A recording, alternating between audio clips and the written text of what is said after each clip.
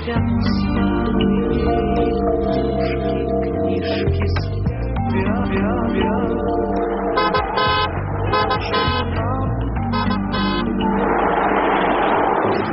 Если дорога дальняя, желательно делать остановку через каждые 2 часа. Вышли, размялись и поехали дальше. Верно. Риск на дороге – дело неблагородное. Что нужно делать, чтобы не заснуть за рулем? И почему те, кто храпит, 4 раза чаще попадают в аварии?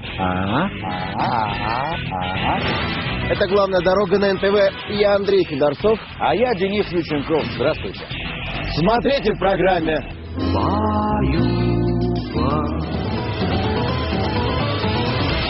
У вас апноэ? Спят усталые книжки спят. Одеяло и подушки ждут ребят.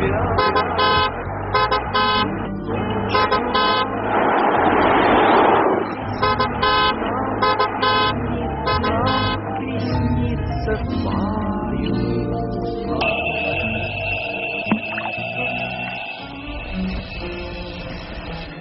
Не спи, замерзнешь. А я не сплю. Как задумался только. Задумался? Тут же задумайся, чем может закончиться твоя сонливость за рулем.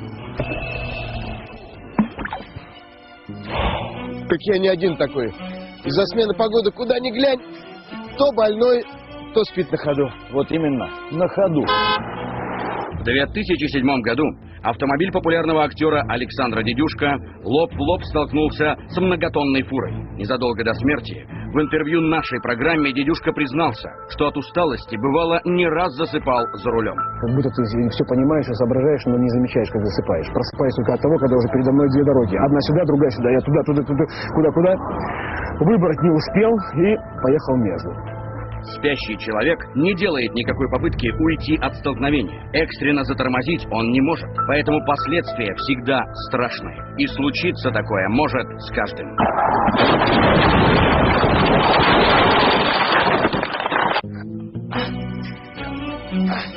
Ну, должно же быть средство, а?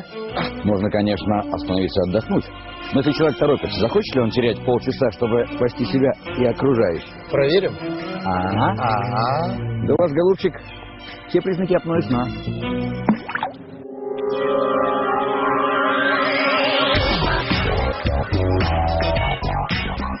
Вид у вас уставший. У этого водителя явные признаки усталости. Движение глаз замедленное, речь слегка заторможена. Но прервать поездку и отдохнуть он не соглашается. Все-таки настоять вам рекомендую минут на 15-20. У меня будильничек поставлю, если хотите, вот здесь вот прям приляжете. Нет, спасибо. У меня есть спальник в машине. А сейчас вы категорически отказываетесь. Да.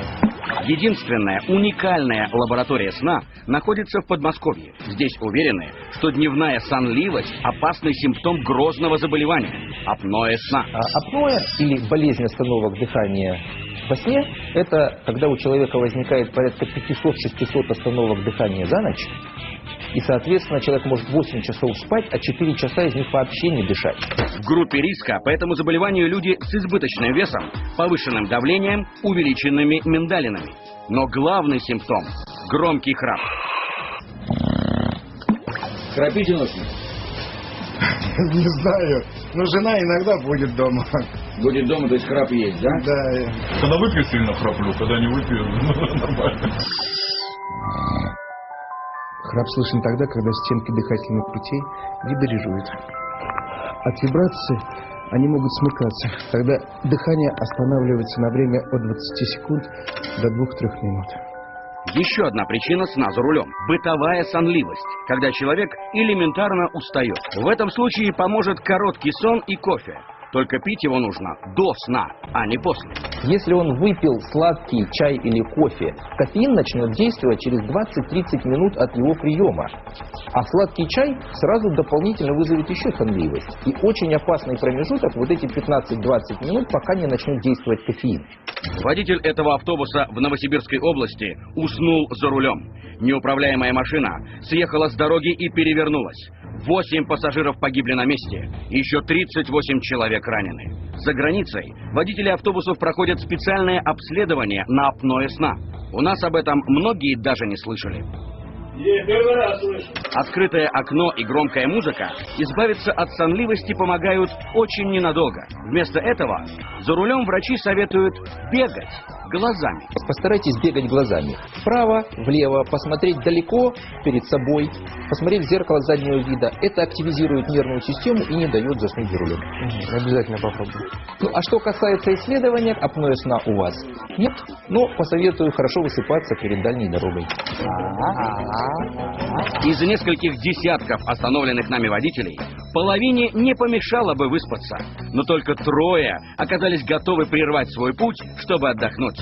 Большинство о том, чем рискует, не думает. Ну какой сон? Я опаздываю, из графика выдался. Ну что, нашел лекарство? Сон – лучшее лекарство. Куда бы ты ни торопился, надо всегда найти время остановиться и отдохнуть. Верно. Риск на дороге – дело неблагородное.